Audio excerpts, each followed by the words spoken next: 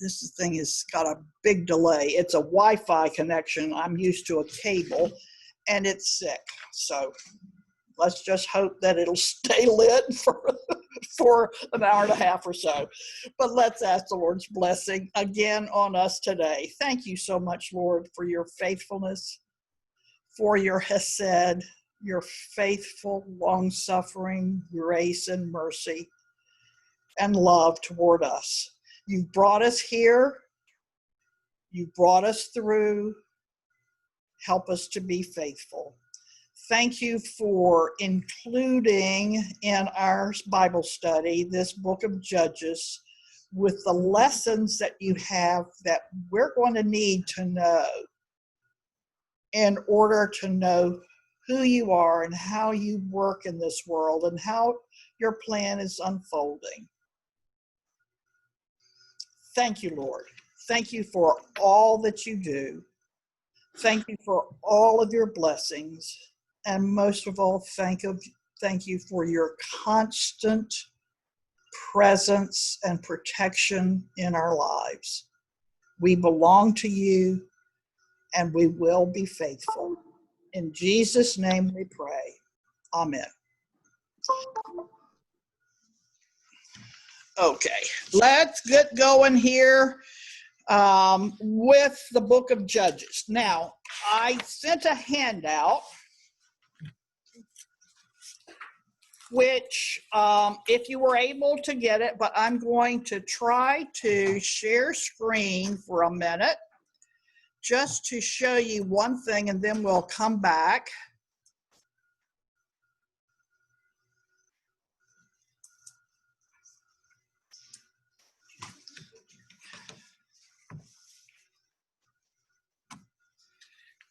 Can you see that at all on these screens? Okay.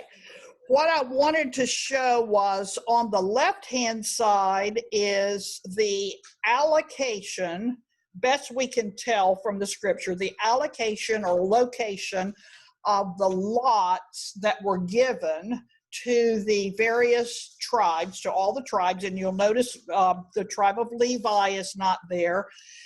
We read in Deuteronomy that they were to be given cities or places to live that had farmland around them so that they could support themselves and their family, have a place to live within the city, and their responsibility would be to teach the boys how to read and write the scripture, learn the law, and all of those things. So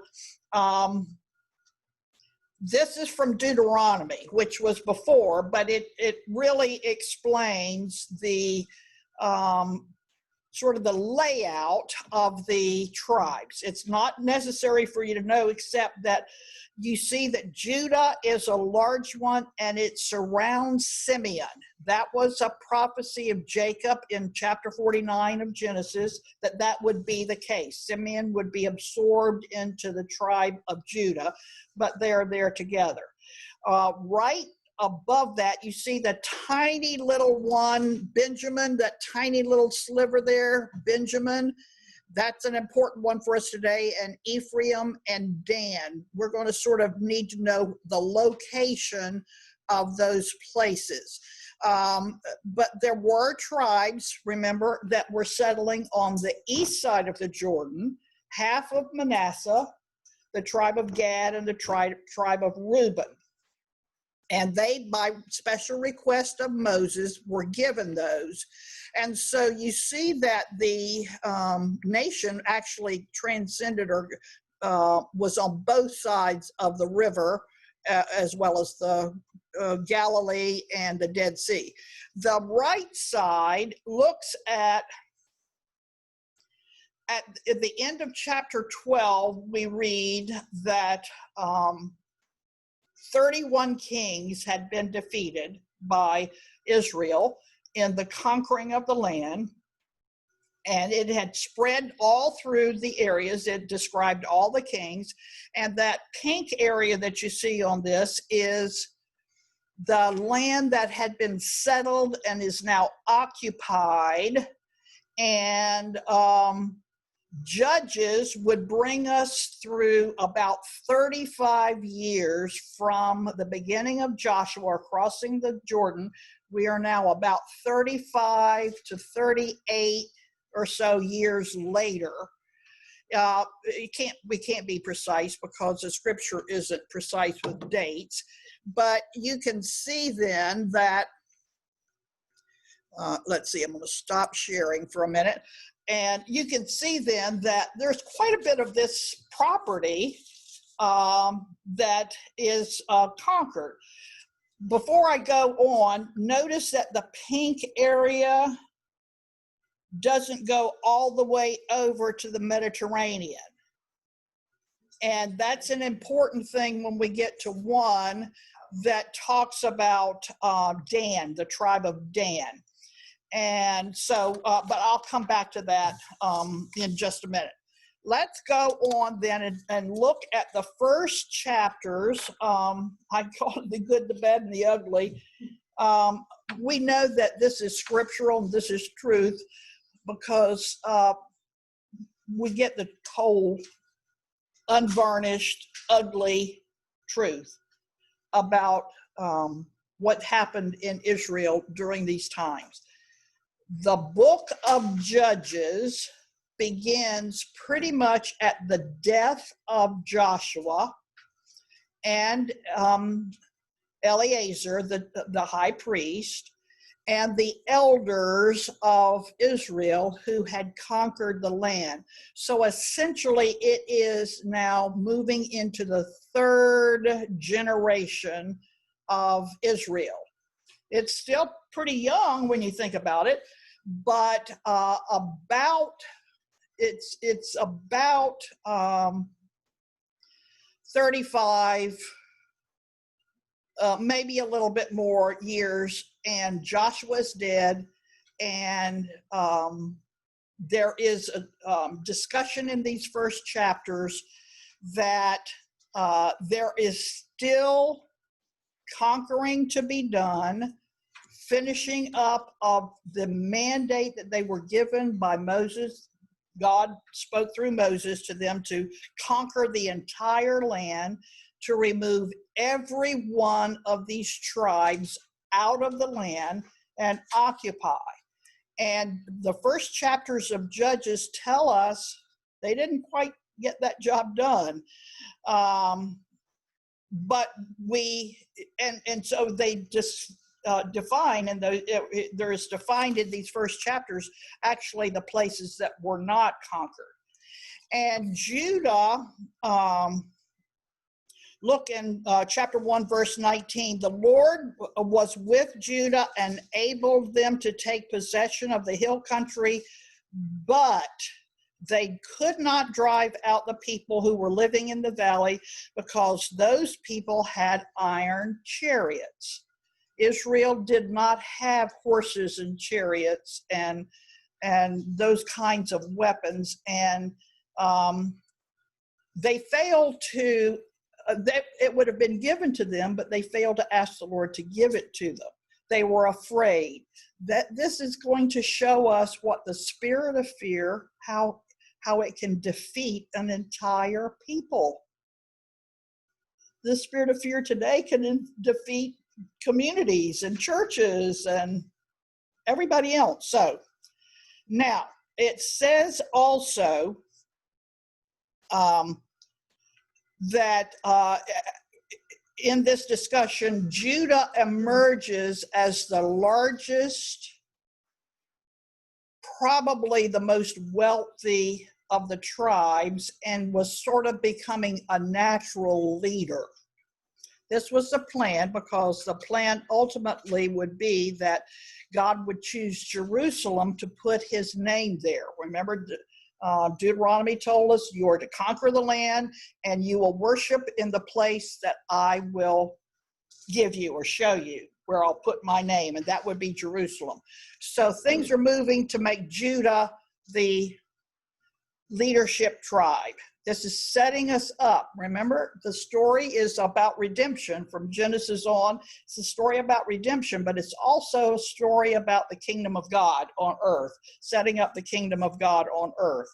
So, and then the next one that we need to know is in verse 21, at the same time, the Benjamites, that's that little tiny sliver we saw on our map, the Benjamites did not drive out the Jebusites.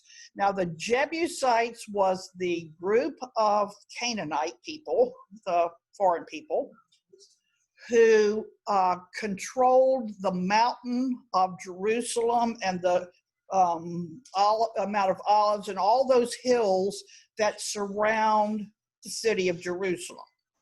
There are about 7 hills or so. It was a very tall place, and for them to have to try to get up, and it was walled, and they were unable to defeat. And it says they were living in Jerusalem. The Jebusites have lived among the Benjamites in Jerusalem to this day. Now, we'll read to this day many times in this book. So let me back up now and tell you that the best evidence that we have is that Samuel wrote the book of Judges. He put it together under inspiration, of course, from the compilation of 300 years of Jewish history between Joshua and the first king, who was Saul. So this is to tell us about that period of time. It's about 300 years. And so he's writing today about something that happened a long time ago. And so we are getting what the Lord wants to tell us about to prepare us for a coming king. There's going to be shown to us, there's going to be we need a king. We need a king in Israel, as well as what happens when you do not obey fully what the Lord has told you to do. You just sort of do part of it and settle in to the place that you've conquered and move in and say, okay, I'm tired of war. I'm not fighting anymore. I'm staying here. And you're still surrounded with the enemy, and your kids grow up and marry them, worship their idols, and then you have defeat from within as it happens. Then we have, for the rest of chapter 1, the tribes fail to,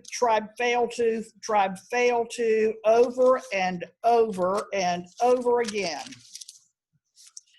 And we see then set up, and I put in your handout, the cycle, which is described really in chapter 3, and we'll come back to that in just a minute. But it's set up a cycle which is clearly evident of how things will work in the believer's life who is not faithful, who only remains faithful when things are good. I wrote down, let's see, where did I write it? Because it's the same thing for America. In America, emerging from the war in the 50s, of course, the war was ended. We just celebrated, 76 years, D-Day and so forth, something like 76 years or so. In the 50s, this country came back from a war, tired of war, and went straight to work. The greatest generation, as they were called, went straight to work building the country, becoming extremely prosperous,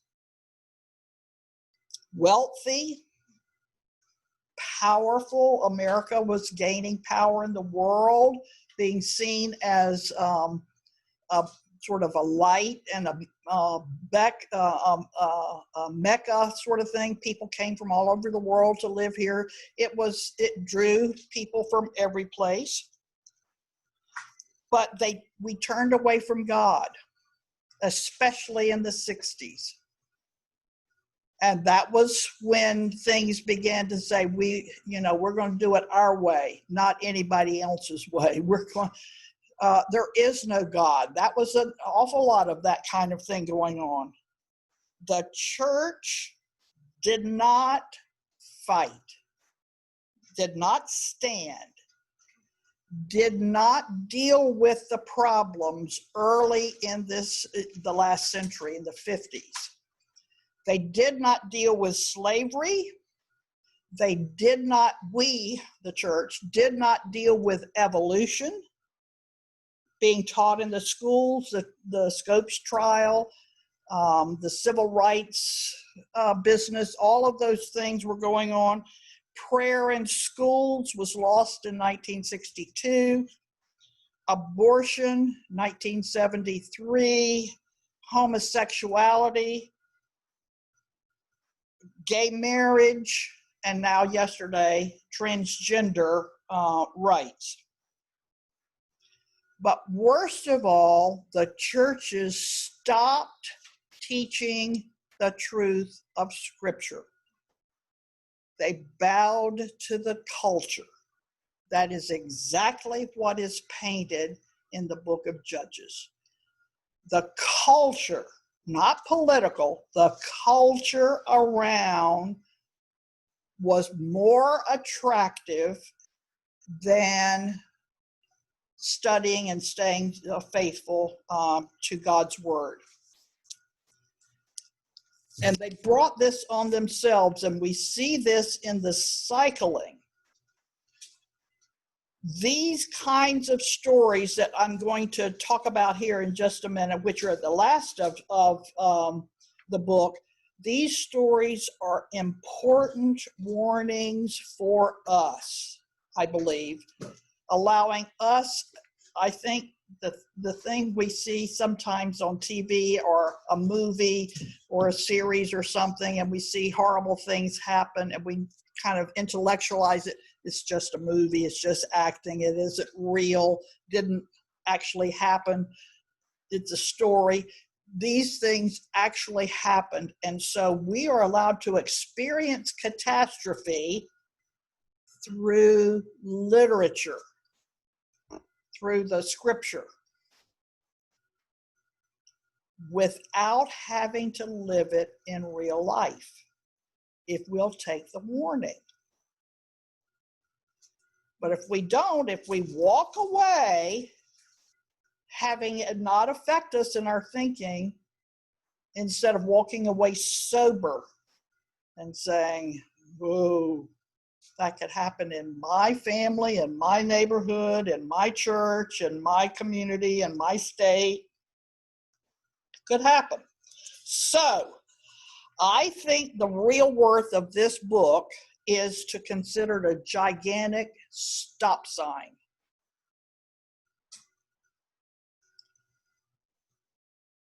The writer, probably Samuel, as I said, begins with a prologue and defines in chapter,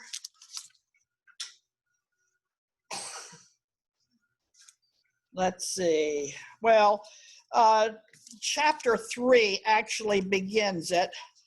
And so I'll read just a little bit about that first, and then we'll jump on. But I listed in your handout there the cycle, and you can see it there, the cycle that begins, but it's really defined in chapter 3. These are the nations the Lord left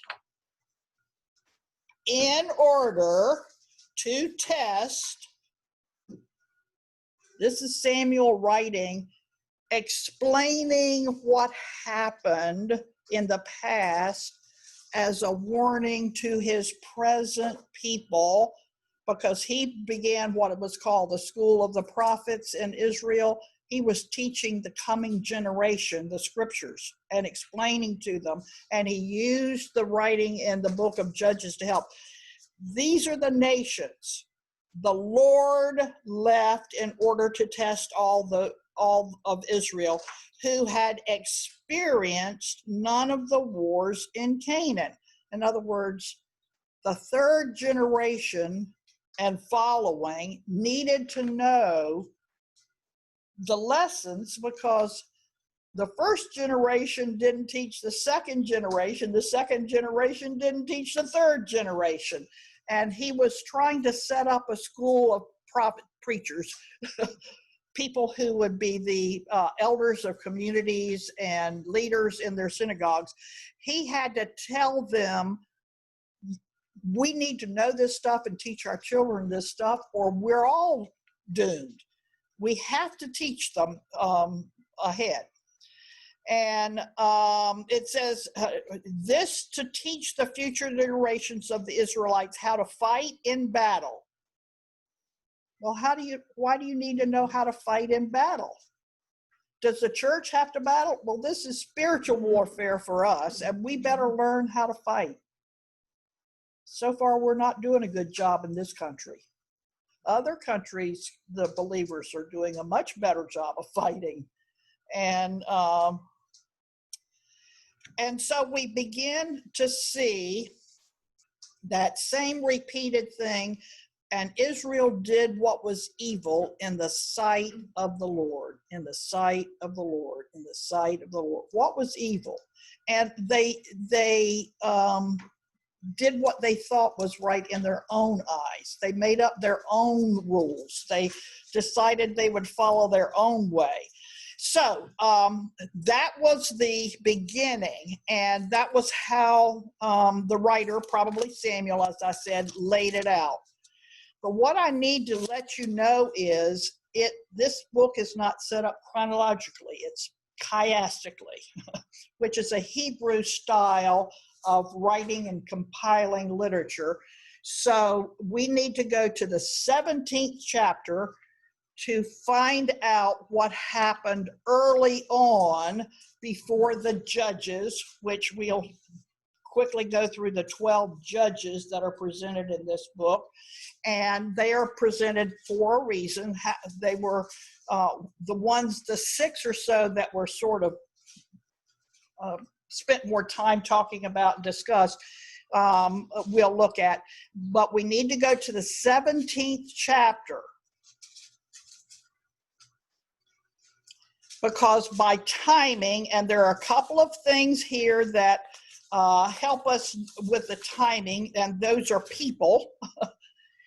And people couldn't live 300 or 400 years then, or didn't. They could have, perhaps, but they didn't. And so we have Jonathan, the grandson of Moses, and we have Phinehas, the high priest, who had followed his father Eleazar, who was now dead, just a few years after Joshua. Eleazar died maybe 2 or 3 years after Joshua. So Phinehas is now in charge. We read about him in chapter 17 or 19 rather. And so these events could not have happened at the end of Joshua. They had to happen at the beginning. So let's go back and look at these. And it really, when we do it this way, we see why Israel was in such bad shape and why they were so defeated, and how they got themselves here, because it is really tragic, these things, these events. They are disturbing stories. They are truth, and these events happened, and the people that are described actually happened. And in some cases, it's archaeologically verifiable, but that's not the important thing.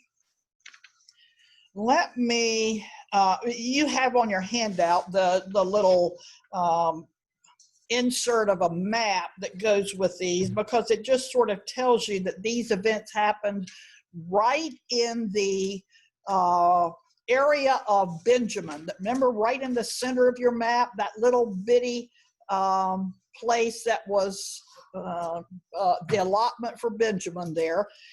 We have that there.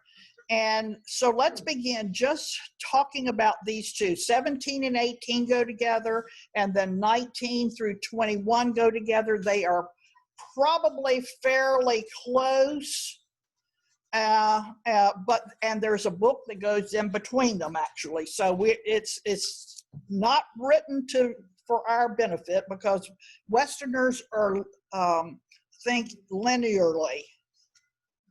Eastern don't.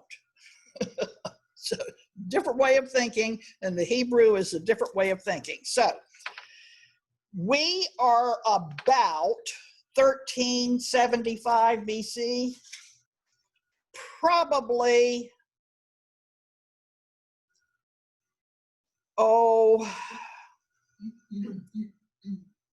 maybe 10 or so years past Joshua's death. It's hard to know precisely, but it's in that area. It's before the first judge, which is fairly soon. 1350 is the first judge. So we've got about 25 years or so where there's no Joshua and there's no judges. And that was described as people did what was right in their own eyes. And it's written several times. So actually, chapter 19 is actually chapter 1. No, 17. 17 is basically. Well, the chapter 1 is an introduction. Okay. Chapter 2 is part of that introduction, describing their unfaithfulness and their failure. So 1 and 2 perhaps are introduction. Then comes chapter 17 through 21, and then we start with chapter 3. Samuel can write it any way the Lord led him to do it, so let's just deal with it. Yeah, somebody's going to ask why. Exactly. Doesn't matter. Let's look at Israel and how they got into such trouble, because this explains it. Now, we would have, in our Western mind, would have done it differently.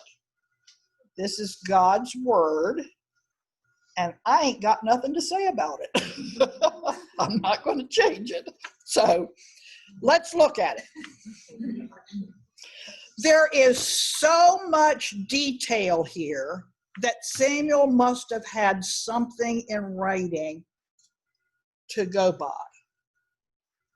because of the detail. And that's characteristic of all of the accounts that we have in these Old Testament books. If you are going with the evolutionary theory that man was caveman and knuckle draggers, and they only existed to kill something to eat, and it was subsistence and stupid and unable to do anything. No.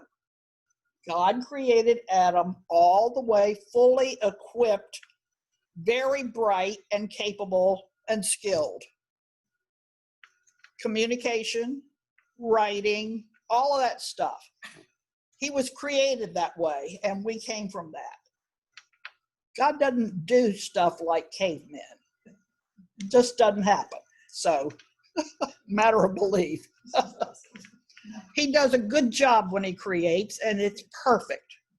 It was man's problem when he didn't take it. Okay, we have some characters here we need to identify. We have a man he's from Ephraim, the tribe of Ephraim, which is just north of Benjamin. If you look on your map, you can see it's just north of Benjamin. Ephraim is, there was a man named Micah. And it talks about his mother. Now, Micah took 1,100 pieces of silver from his mother, stole it. For some reason, he heard that she had put a curse on whoever stole her money. And he figured, ooh, I'd rather confess to my mother than be cursed.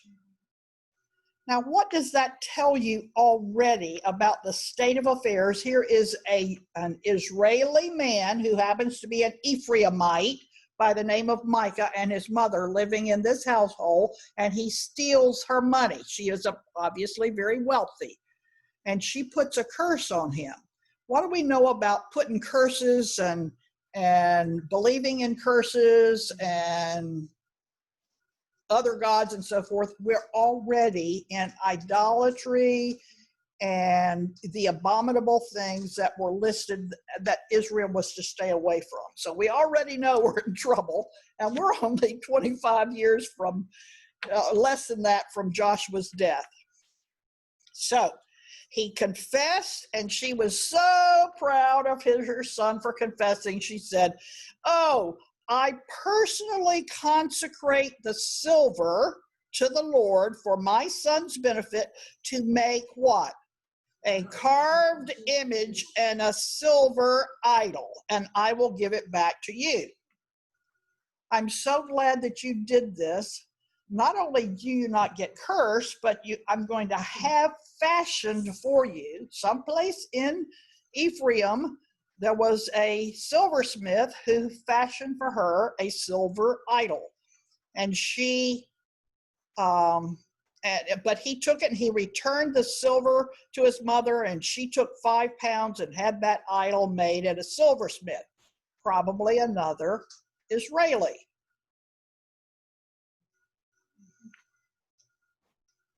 On his way home to Micah's home in the hill country, he comes across a man. It's in verse 7, he's described as a young man, a Levite from Bethlehem in Judah. Now, all of this is, if we had time and could spend verse by verse, every bit of it has much heavy symbolic meaning. But we need to move on ahead here. But a Levite, what do we know about the role of the Levites? They did not have a lot, but they would have been given some land or place to live. He's young. He is a Levite in the priestly tribe. And if anybody knows that he's a Levite, would know that he is of the priestly tribe. They know about that. He is from Bethlehem. Bethlehem is a city in Judah, which is just south of Jerusalem. It's already an established city by now, and so we know. And he is staying with the clan of Judah, but he left, and he's like, "Okay, I'm going to leave this place because I'm young and I don't want to live here anymore. This is not what I want. I'm going to seek my fortune someplace else." So he takes off. And Micah runs into him, and they get acquainted there. And as he says in verse 9, "I'm a Levite from Bethlehem in Judah, and I'm going to stay wherever I can find a place." So he's just kind of a roamer. And Micah says, "Well, come stay with me and look at the conditions. Be my father and priest." We know that he was at home with his mother, and those are apparently the only two in that family. So he had no father. Perhaps he was dead. Who knows? And he also says, "Since you're a Levite, I want you to be my priest. And I will give you a salary. I'll hire you to be my father and my priest." So the Levite said, "Hey, good deal." Took off. Another big problem. Levites are never to receive a salary. They do not work for a living. They are to be supported through the tabernacle, the work on the tabernacle. Okay. So Micah, verse 12, consecrated the Levite. I don't know what he did, but he called himself, and the young man became his priest and lived in his house, I guess with his mother. So that we now have three in the house. And how does Micah deal with this? Well, now I know that the Lord will be good to me because a Levite became my priest. I made a deal. I bought a priest, and now the Lord will be pleased with me. Does he know who God is? Anything about who he is or how he works? So he has absolutely, this is where Israel is. This is not an atypical story. This is a story told to tell us what's going on. They didn't know who God is or how he works or the rules that he has or any of those things. In those same days, at the same time these events are happening, there is no king in Israel. That means there's nobody who is keeping all the tribes together. That was the main job of Joshua and the elders, was to keep all the nation together, working together as a whole. And they sort of were on their own in each of the tribes and each of their areas, and they were doing their own thing, and a lot of conflict and a lot of confusion. And it was always described as there's no king in Israel, meaning there was no ruler, there was nobody in charge of the nation.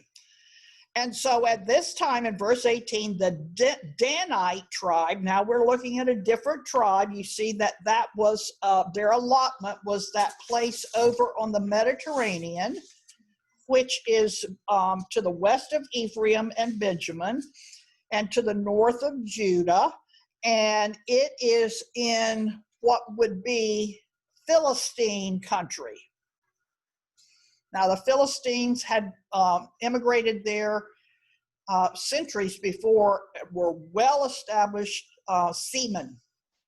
And they had brought with them from their original place, Crete, the island of Crete, they had brought with them the ability to do iron and metalworking, and they had chariots and they had weapons made of iron, and they were very fearsome. They were also very tall. Remember Goliath? This is where he hails from. So the Danites was looking for territory to occupy because up until then, they had not been able to settle their land through their disobedience and their unbelief and so forth. God had not given them the land, and so they were figuring, well, let's go find some other land. Now, we're supposed to live in the land that the place, the allotment that has been appointed to us. That's not kind of happenstance. This was appointed. And they chose, we're going someplace else. We don't like this place. We'll see the end of this story in a minute. So the Danites send 5 brave men from all their clans, and they come to the hill country. They just go a little bit northeast and start looking around to this beautiful valley area, which is Ephraim. Hill country, beautiful farmland, orchards and all that. They go there and they're scouting out and saying, and they come to Micah's home and they recognize the young Levite's accent. You're not from around here, are you? So they ask him, who brought you here? And the Levite tells them, and he is referred to as a priest at this time. And so the priest told them, go and, they come and say, the 5 Danites say, please inquire of God for us to determine if we will have a successful journey looking for other country to live in. We want your blessing, because that's what priests are supposed to do. We're supposed to be able to ask them for a blessing, pay them off or something, and so the Levite says, go in peace. These 5 men go and they see the people at Laish.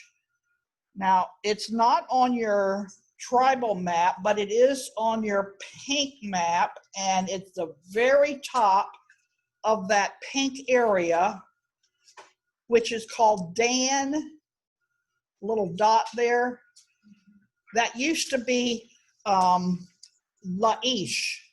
a little town which is in a gorgeous area of the Lebanon, and the cypress and the cedars and mountainous area. It's a gorgeous little place. They saw, it's described in chapter 18, verse 7, they saw that the people who were there were living securely in the same way as the Sidonians, that would be the Lebanese today. Sidon is in Lebanon. Quiet and unsuspecting, Samuel writes. There was nothing lacking in the land and no oppressive ruler. They were far from the Sidonians, having no allegiance with anyone. They were a little town of community of people, probably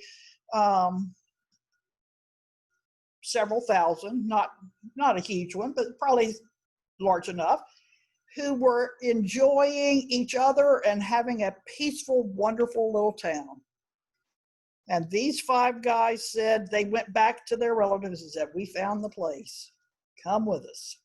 So they gather 600 Danites, soldiers from the tribe of Dan, and they traveled to the hill country of Ephraim and arrived at Micah's house. They didn't go up to there, they came to Micah's house. Really an important part of the story, where the Levite was, the young Levite. And the young Levite was at the home, and while the 600 Danite men were standing at the entrance of the city gate, that's in Ephraim, where they are, with weapons of war, and they went in and they had gone in to scout out the land, went in and took the carved image, the ephod, the household idols, and the silver idol, while the priests were standing by the entrance of the city. And the 600 men, highly weaponized men, and Micah came and said, what are you doing? You took my silver. My mom gave me that. You can't have that. And they kind of, well, keep quiet, keep your mouth shut, come with us and be they said to the priest, keep your mouth shut, come with us and be a father and a priest to us. It is better for you to be a priest for the house of one. Isn't it better for you to be the priest of a house of many than the house of one? So the Levite takes off. Micah's left with nothing. He can't say anything. You took my God. I made the priest and went away. What do I have left? What a terrible statement. You took my God and took off, and you took my priest and you took off. I don't have anything left.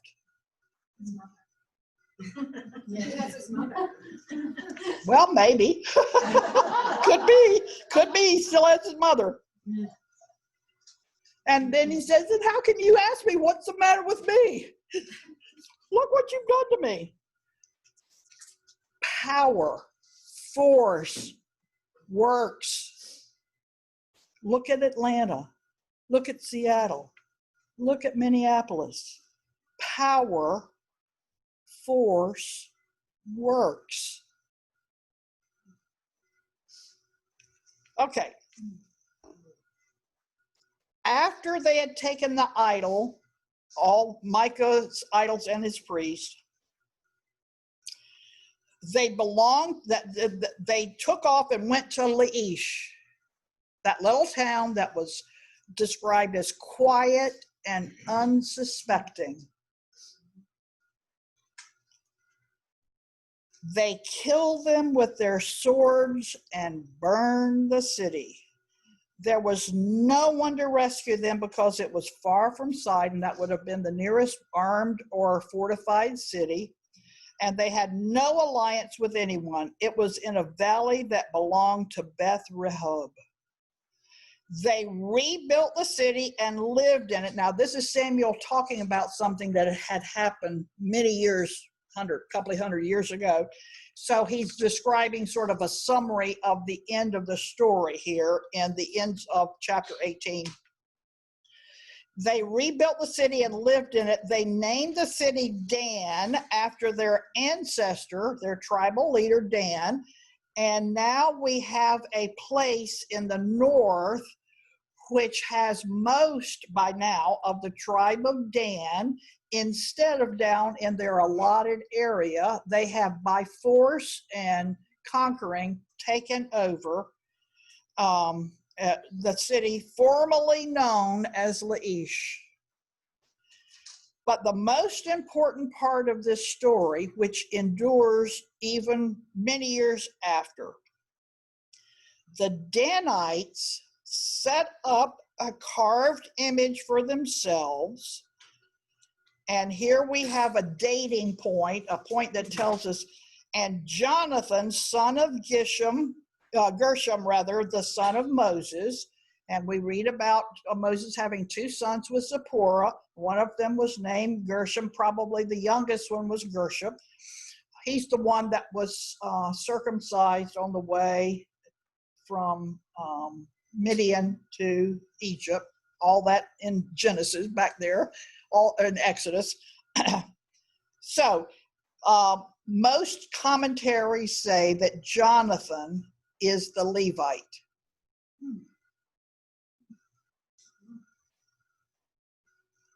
And Samuel then confirms that Jonathan, the son of Gershom, the son of Moses, and his sons, now he's a Levite, and so he, by blood, the bloodline would have the priests follow him and follow him and follow him. His sons were priests for the Danite tribe, only them, not for everybody, until the time of what? The exile from the land. When would this happen? 722 BC. 722 from 1375 is 500 and something years. This was the basis of idolatry when we get to Jeroboam. We're going to see all of this, but this is our historical foundation that we have to have in order to understand the history that's going to be recorded. So, Terry, yeah. So Jonathan was the Levite that was talked about in this whole story? Yes. But we don't know about it until the end, which is also a literary tool that is very often used in all kinds of literature, not just biblical. So they set up for themselves Micah's carved image that he had made, and it was there as long as the house of God, that would have been the tabernacle, was in Shiloh. That's where it had been from Joshua. That's where he had set up since Joshua set it up there. So it would stay there until Samuel, and we're going to read that in 1 Samuel here. As long as it was in Samuel. Okay? Boy, Moses would not have been happy. No. And Gershom might have had other sons besides Jonathan. We don't know if this was, probably wasn't his only son, but it could have been. But, so by date, it couldn't have been 300 or 400 years later. So, okay. That's one of the issues. That's the Micah's idolatry, and that sets up having in place idolatry institutionalized, shall I say, in Israel. It's way up in Dan, which is far away from a lot of the other places like Shiloh, which is almost in the center of, you can see it on the pink map, Shiloh there, it almost in the center of the country. But, and then we have another story, which is even worse, but it shows another failing in Israel. There's idolatry, but there's also immorality. And it starts in the house of God with the priest and the Levites. 19, and we'll try to go through the story pretty quickly. It's important that we spend, I think, our time on these in Judges. It's not helpful to study Gideon's life today. I mean, that's a study in of itself, and that's an important thing, and that's in this chapter, but we just can't do everything in the one time. In those days, there was no king in Israel. We see this over and over and over repeated. Each of the stories that Samuel writes in these begins with that as sort of an introduction and an explanation. This is why this is going on, because there was no leadership as a country leadership, which was a God-instituted thing. God was supposed to be their king. We read in Deuteronomy 33:5 that Moses described for Israel that God is your king. And if you serve him, it will be as if he's the king of your country, and you will be blessed. And the people who are to bring that message to the people are the Levites. They are the go-between between the king and the people, so to speak. The Levites, the people ordained to be the priests, the ones carrying out the making sure the law is taught and abided by. They're offering the sacrifices. They tend the tabernacle and all those things. That was the structure that had been given. There should be a administrative leader, but God is your king.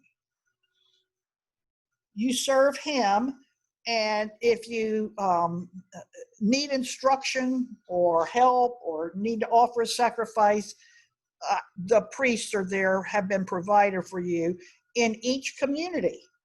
There were 43 Levitical cities already described and set up throughout of Israel. So there were plenty of places for the people to go to get that sort of thing. But there was no central authority or leadership or anyone. And here again, a Levite. Staying in a remote hill country of Ephraim this time. He's not from Judah, but this one is from Ephraim. And he acquired, kind of a strange way of saying it here in this translation, but he acquired a woman from Bethlehem in Judah as his concubine. No explanation, but generally speaking, in the Old Testament, a concubine was taken by a man to provide him children for his legacy and for to inherit his property and so forth. And it usually was because the wife was barren or he wasn't married, whatever. We aren't given all of that, but he has a concubine. So those are our characters, a Levite and a concubine. She was unfaithful to him and went to her father. There's the story about him going and pleading with the father and trying to get her back. He does get her back. This is not a real wonderful relationship. She is a slave, so to speak, for him to be used. That's often the case in lawless societies. Women are abused. It's just a fact. Children are also, but women are abused. That is not the way the church is. How are women treated spoken of and treated by the church in the New Testament? Totally opposite and different perspective. But anyway, this Levite is going, and we'll have to go through the story. He is moving with this woman.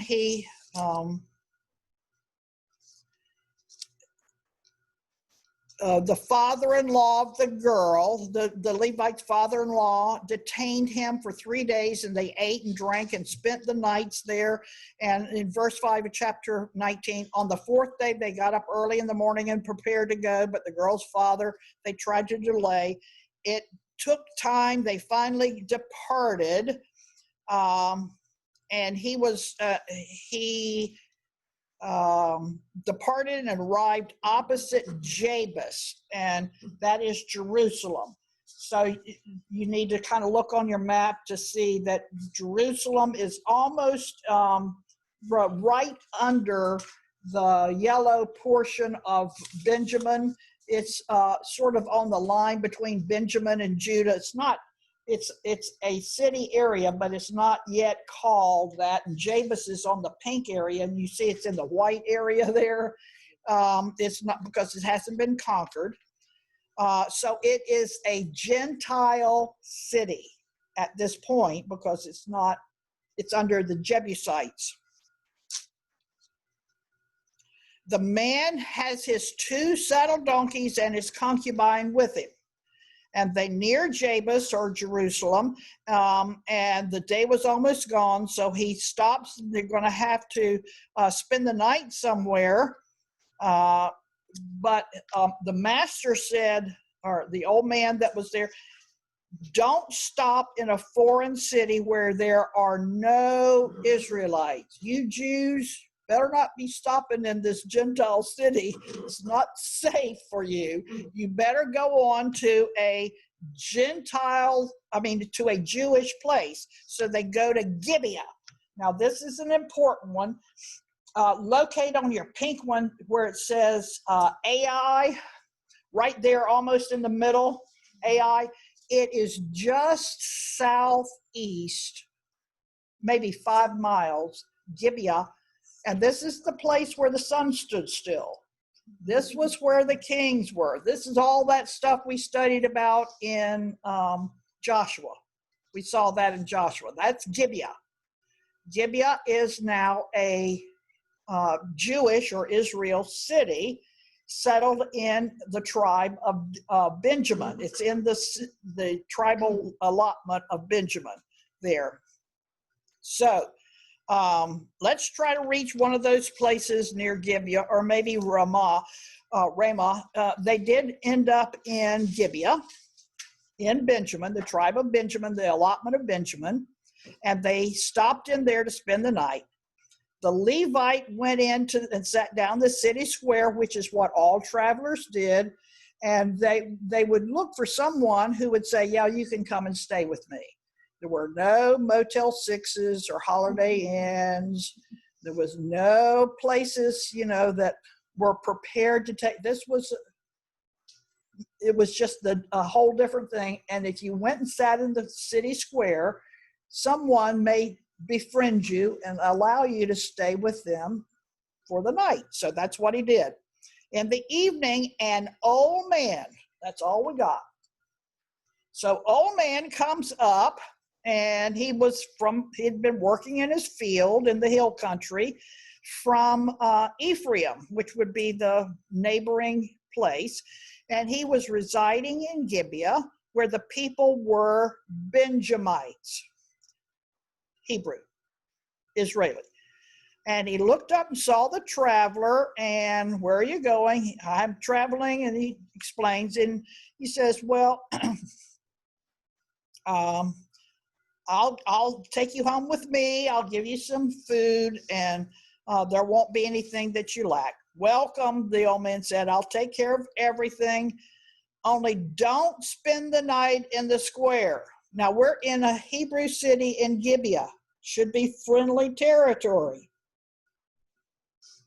But the old man says, you better not stay here. So he brought them to his house, fed them, and took care of them. And while they were enjoying themselves, all of a sudden, as Samuel describes, we're in verse 22, wicked men of the city, this is Gibeah. This is a Jewish city which had seen the blessing of God not very long ago.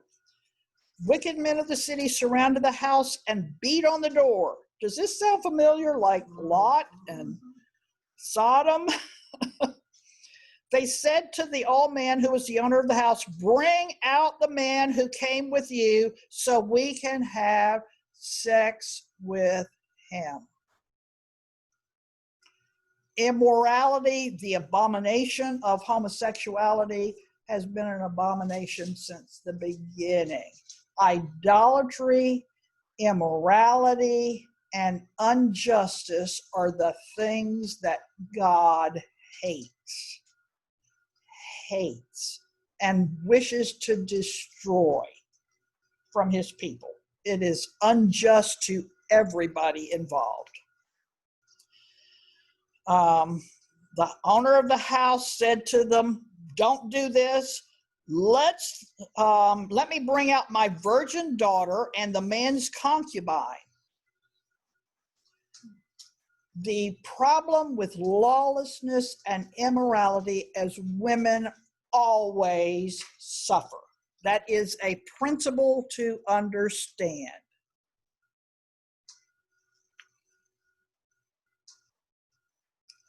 It's just a fact. And there's all kinds of ways of hurting women. It doesn't have to be this way. There's all kinds of ways.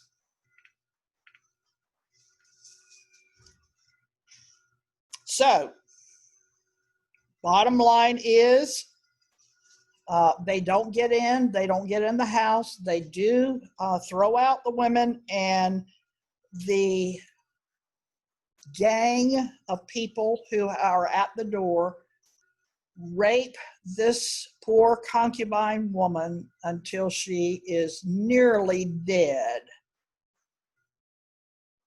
A horrific thing to happen to any human being.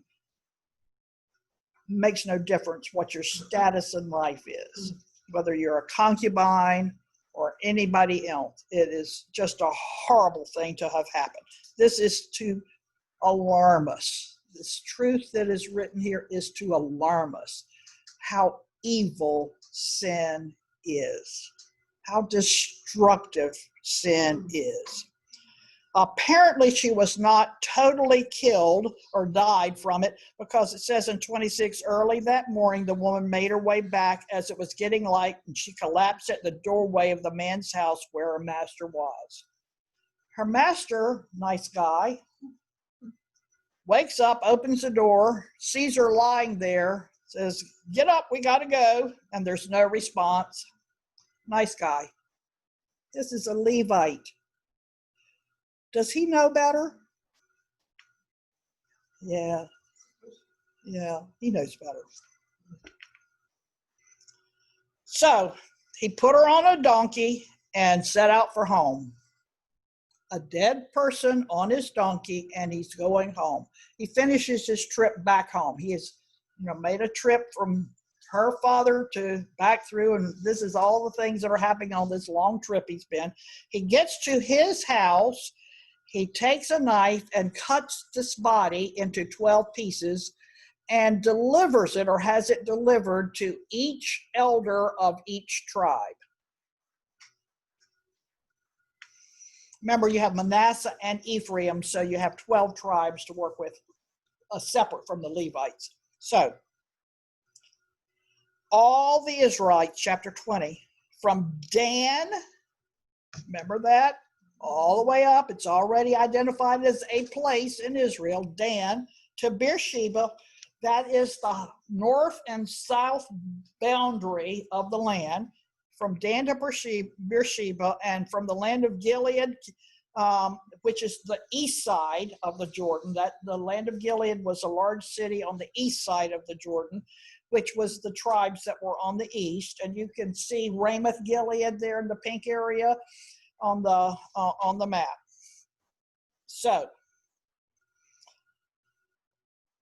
they assembled as one body. They came to Gilead, and they assembled before the Lord at Mizpah, which is a city on the east side there. And all the leaders had to deal with the fact that they had been delivered a body part from the Benjamite. He was a Levite, but he was from Gilead. And the tribe of Benjamin is where the atrocity occurred inside the tribe of. All the tribes of Israel presented themselves in a center. 400,000 armed foot soldiers. Now the Benjamites had heard that all the other tribes around them had assembled and gone to Mizpah. Tell us, how did this evil act happen? And then he goes, the Levite, the husband, is brought to tell the story. He tells this terrible story, all of the events, and chapter 20, verse 17, the Israelites, apart from Benjamin, mobilized 400,000 armed men, every one an experienced warrior, and they set out for Bethel. And they inquired of God. Bethel was perhaps by now the place where the tabernacle was. It's unknown. And inquired of God. And the Israelites said to God, who's going to go against Benjamin first, the tribe of Benjamin first? So what we now have is an atrocity to a woman who the Levite says in a city of Israel, Gibeah, this happened to a Levite, a person of Israel, and it is because of all of you people being away from God. It was a sort of a wake-up call, and now we have civil war. Civil war in Israel. We have 11 tribes against one.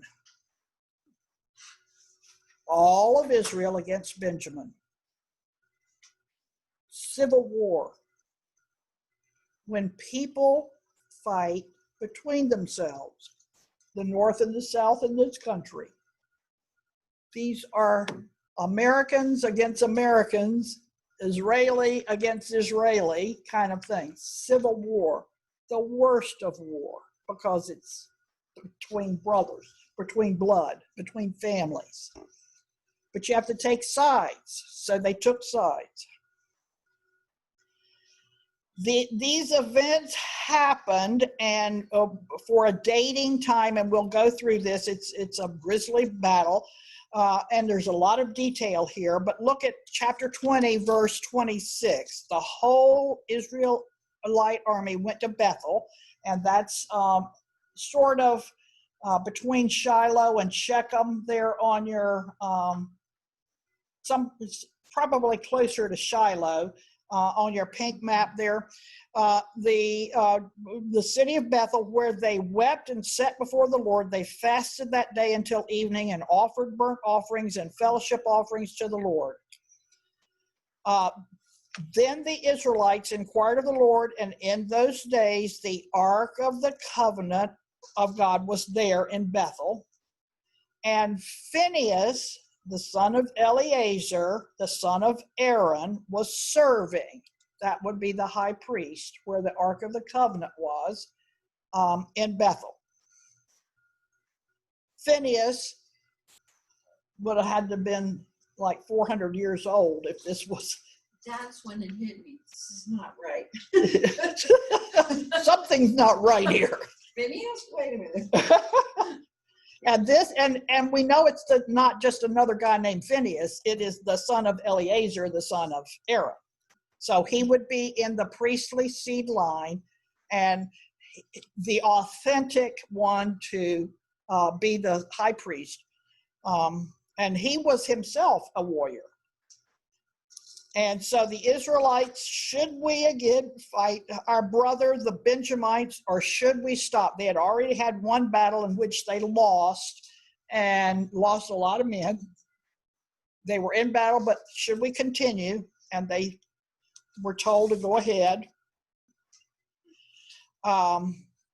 It says here, the Lord in chapter 20, verse 35, the Lord defeated Benjamin in the presence of Israel. On that day, the Israelites slaughtered 25,100 men of Benjamin, all of them armed. And the Benjamites realized that they had been defeated. Now, the Benjamites were fighting on the side of evil people in Gibeah who had done an atrocity to one of their own people. They were not defending good. They were simply defending their own property. God defeated them. Further on, it says, 46, all the Benjamites who died that day were 25,000 armed men, all were warriors, but 600 men escaped into the wilderness and stayed there for 4 months. The people on the Israel side, the rest of Israel, all turned back together. They killed everybody, killed the entire city, the animals, everything that remained, and burned all the cities that remained. And then they went back to Mizpah. So the bottom line, you have nothing left in and around Gibeah. No animals, no farmland, no people, no women, no nothing. It's all gone except 600 men who were hiding, who ran away and hid.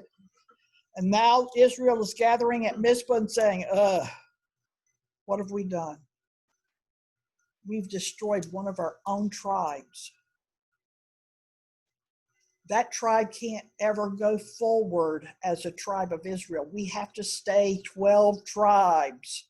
We can't not be 12 tribes. We can't be 11 tribes. We have to be 12 tribes. What have we done? What have we done?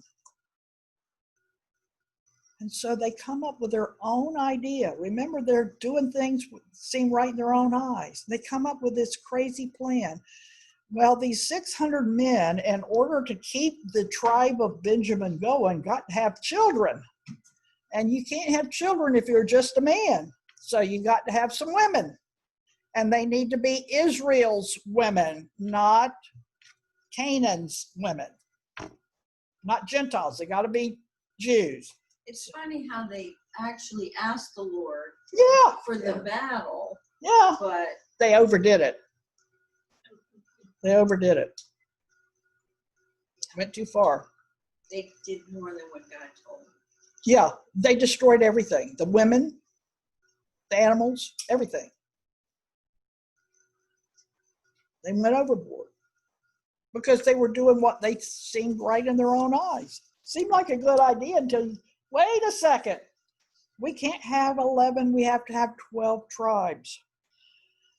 So they come up with this plan. Which city didn't contribute any soldiers to our battle? Let's take a look here. When we all got together and decided this, who didn't participate? We're going to pick on them. Well, Jabesh Gilead, which is on the east side, sort of the north portion of the east part of that pink, is on the other side of the river. They didn't come, and so Israel, the tribes of Israel, the congregation of Israel, sent 12,000 brave warriors there and said, "Go and kill the inhabitants of Jabesh Gilead with a sword, including the women and dependents." Talk about going overboard and overdoing and making things go from bad to worse. And they saved out of the inhabitants, the only virgin women described here were 400. There were only 400. Well, we're 200 short. We need 600, not 400. We only have 400. What are we going to do? So they told the Benjamites, here, this is what we've done for you. We've got you some women, but you're 200 short. You're going to have to go to the festival, which is being held, and you're going to, which is north of Bethel, east of the highway. Go as the highway goes from Bethel to Shechem. We're in the end of chapter 21 now, and we go east and go there and nab by force, go in amongst all the people who were in festivals and grab 200 women. Take them off. It says catch a wife for yourself. Yeah. Kidnap them. Look at all the list of sins. Look at all this mess. And Samuel ends it, in those days there was no king in Israel, and everybody did what seemed right to himself.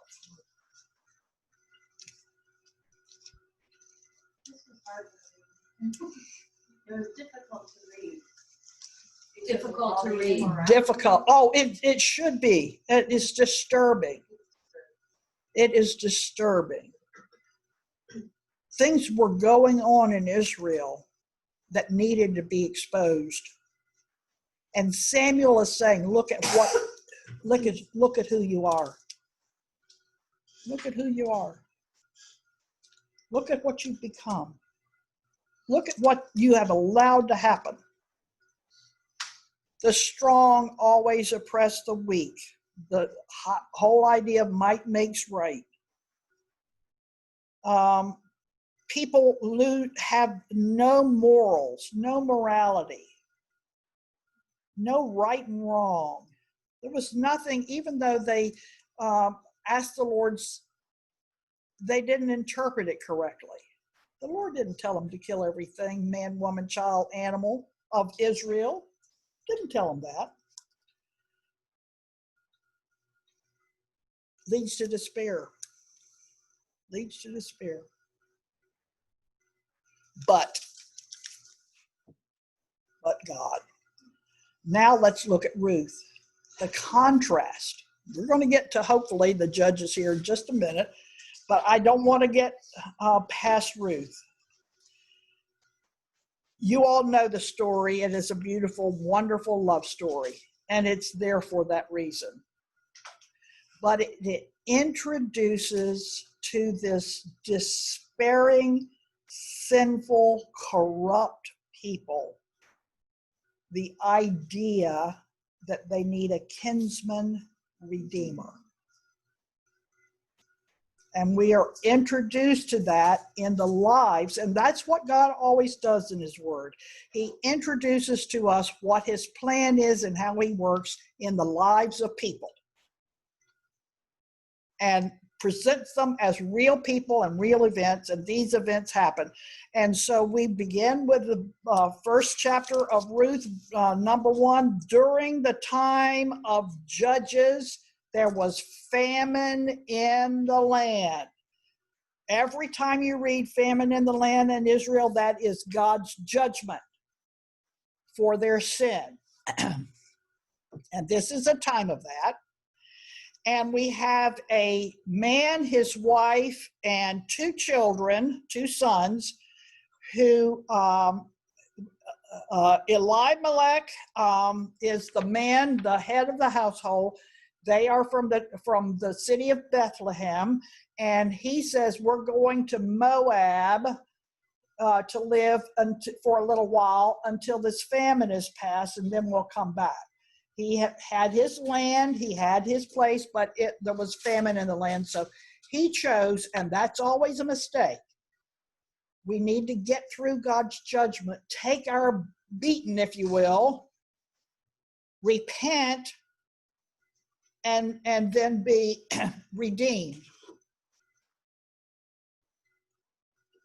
So, salvation in God's hesed. Remember, we've talked about that word before. His covenant love, his faithful love, his long suffering, and so forth is introduced here as a kinsman redeemer who happens to be Boaz. And we go through all of the law. If we had time to do it, you can see that this was following exactly the law that had been laid out in Deuteronomy. They were following exactly how to do this.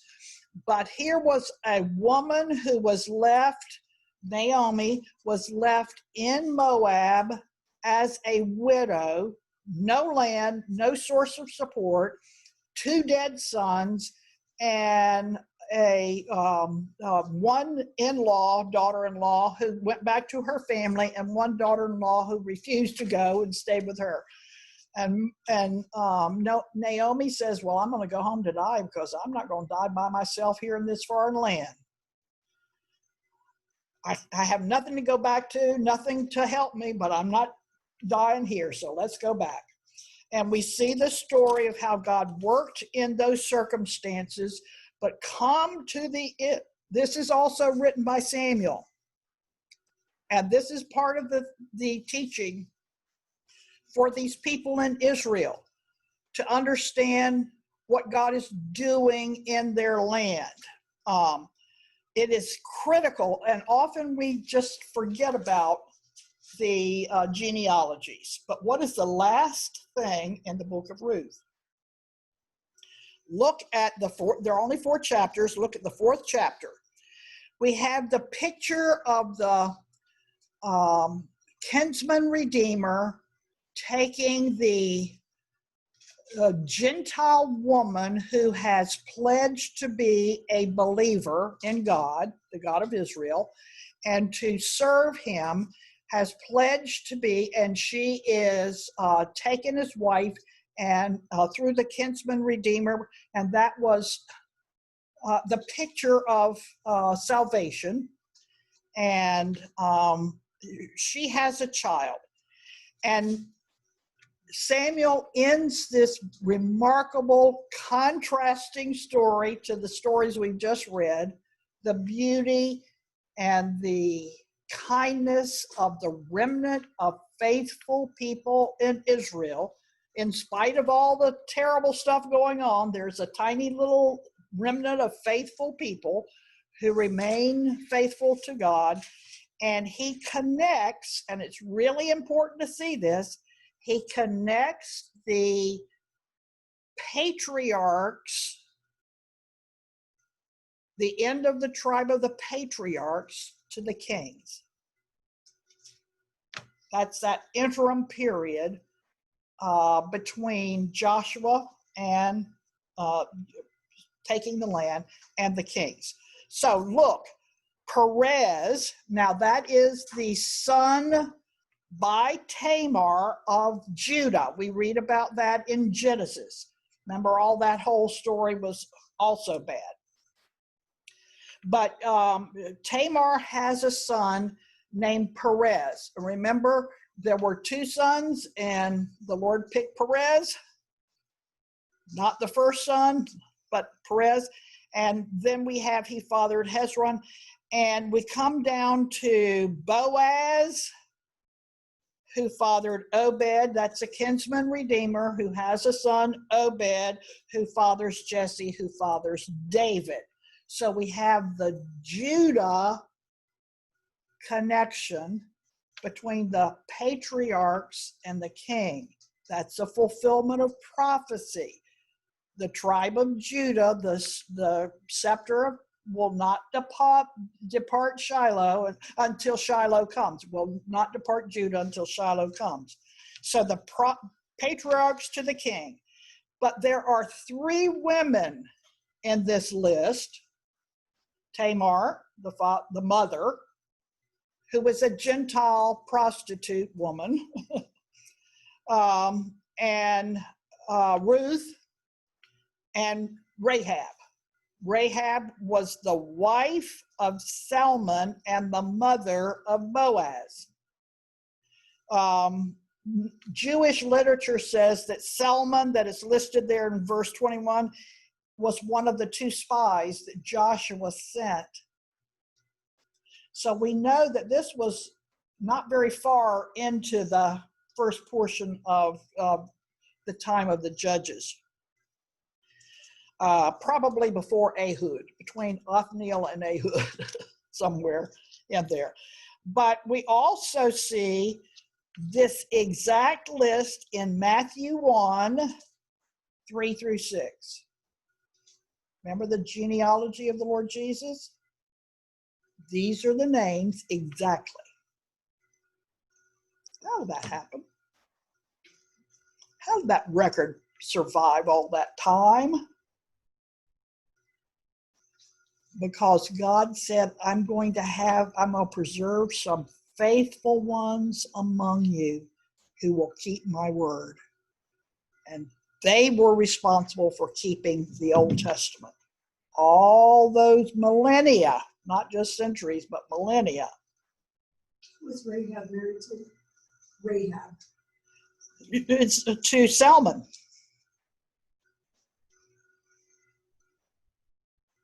We read that in Rahab is the mother of Boaz.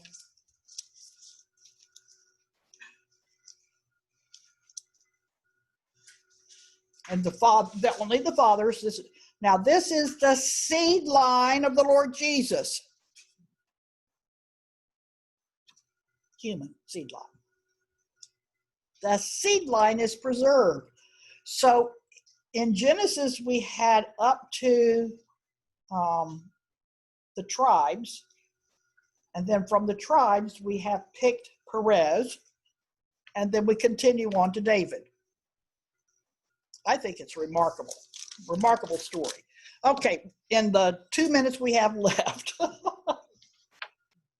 Oh man, this is the worst thing for me because there's so much here, so important, and we can't leave it out, but we have to but there are then from the rest of the book of Judges given to us 12 men.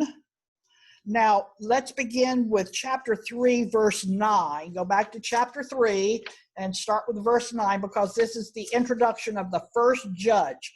And let me just show you the line. There are 12 that are described in the book of Judges, but there follows Eli and then Samuel after them, but they're not included in this list because they will be in the book of Samuel, which comes next. But we read the typical cyclic pattern that was established as the way God had to work with this group of Israelites for 300 odd years or nearly that. So verse 9, the Israelites cried out to the Lord, so in response, the Lord raised up, and this you will find in all the cases, God provided a judge. He picked him out, and he put him in that place. And it was directly in response to Israel crying out to the Lord. Now, why did Israel cry out to the Lord all these times? Well, it was because a neighboring nation whom they were supposed to have conquered did not conquer, and they rose up and took over and fought against Israel. Stole all their food, stole all their kids, stole all their animals, stole their land, fought with them, all that stuff. There was constant conflict, such as spiritual warfare of Christians living in the world. It is a constant battle. We almost can't defeat the evil one, certainly not by ourselves. And so it is constantly a struggle. constantly a struggle. The other thing that is introduced in, and we have Othniel, who is the son of Kenaz, who is Caleb's youngest brother. Now, this is Caleb, one of the spies, he and Joshua. Caleb has established the land in Hebron. That was his lot that was given to him. He is not of the tribes. Caleb is not of the tribes, but he was taken in, folded in because of his faithfulness at Kadesh. Remember when the spies came back. And he was also chosen by Caleb to take Hebron. So he was a warrior, and by now would have been quite an older man probably. And it says the Spirit of the Lord came on him and he judged Israel. We see that several times. The Spirit of the Lord came on them.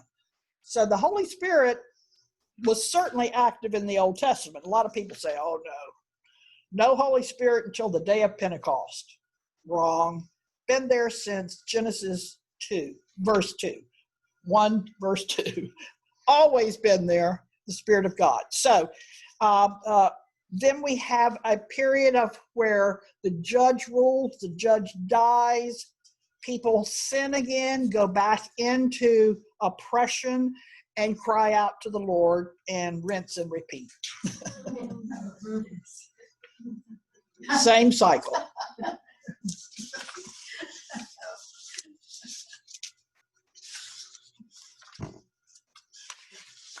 Right? Ehud. Knowing what you know about Benjamin, and the Benjamites that are described as fighting the Israelites in the Civil War were left-handed warriors. Just pay attention to those little details that Samuel writes for us. Very interesting to me that they were described as left-handed warriors. Because why? Huh? Because why? Were they? It's just a piece of information that we are given, and it's several times left-handed guys who are, but look at Ehud. Ehud is the second of the 12 judges that we talk about. Ehud, we're now up to about 1334 BC. We're well into probably 50 or more years, 75 or more years into it. Well, this is Rambo. Think of Rambo. And what is his movie thing? The Blood or something. Anyway, think of Rambo.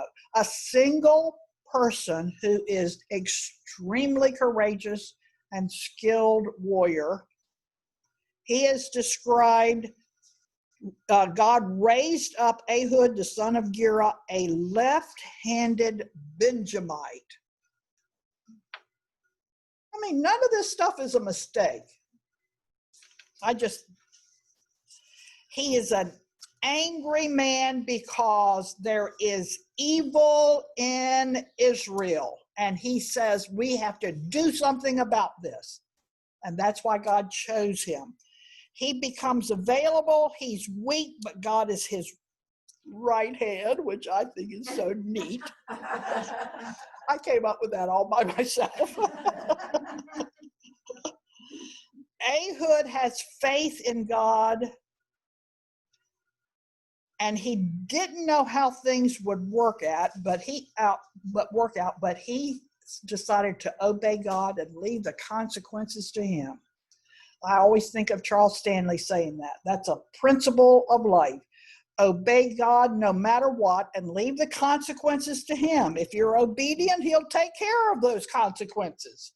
Don't worry about it. It's his responsibility. If he's told you to do something and you do it in obedience, whatever happens is his responsibility. Let him take care of it. That is such an important principle, I think. No matter what the consequences, be obedient to the calling. Well, the long story is,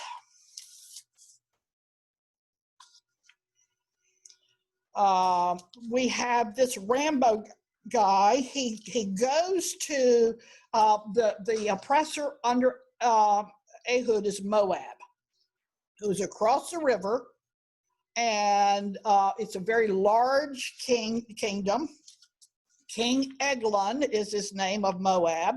He is apparently a very fat guy. Let's just call it that. He's a really big fat guy. Well, Ehud says, I have a message for the king. He tells the guards, I have a message for the king, and I have to give it to him in person, and we have to be alone. You can't hear it. It's a big secret. So the guards say, well, okay, it's really secret. He's up on the roof in the bathroom, on the throne, so to speak. So Ehud goes up and he thrusts with his left hand, he thrusts his sword all the way into this guy's belly so that the fat comes back over the hub of the handle of the knife. He closes the door, locks it up, goes back down. He says, I've given my message. Don't disturb him. Leave him alone. He is not to be disturbed. And Ehud takes off. They go and find him because it got a little rank up there, I guess. And they go and find him. And that was the end of the king of Moab. And they had 80 years of peace under Ehud. We go through, we find out there different characters are presented in all of these kings, and the different ways that God uses. Gideon was a very doubting guy. He was visited by the angel of the Lord, but he doubted everything. He knew that God was speaking, but he didn't think it would work. And so we have to go through Gideon to learn that God has to teach you how to trust him. Trust him. Don't doubt. Don't doubt. Trust me. Trust me. And he went through there. We have a very strange, in chapter 9, a very strange story of Abimelech, who is the bastard son of Gideon, who killed all the brothers because he was mad because he wasn't selected to be someone who followed. That was the plan of God, not to have generations following the judge. I will pick the judge that I want for this time. It's not just because your father was a judge, you'll be a judge. And Israel made that mistake. And Abimelech, by force, again, force is the power that evil uses very often. By force, because of that, there was one son, the youngest son of Gideon, named Jotham, that lived to tell the story and refer to the story. But and he gives this prophecy on the top of Mount Gerizim. Remember Mount Gerizim that we've already read about? But Abimelech makes himself the king for 3 years. So some say there was actually a king before Saul, but then not really. Because he was the king of that one little area, perhaps, and none of the rest. Well, we get to, it goes from bad to worse. Okay to bad to worse. Judges. We have a couple, and then we get to Jephthah. Jephthah is chapter 11. But before we get to it, look at the end of chapter 10, verse 13. Here a whole list of all of these countries, kingdoms that they had not conquered were oppressing, and Israel was crying out. The Lord says, you cried out to me. I did not deliver you from them, but you have abandoned me and worshiped other gods. Therefore, look at this statement in chapter 10, verse 13. Therefore, I will not deliver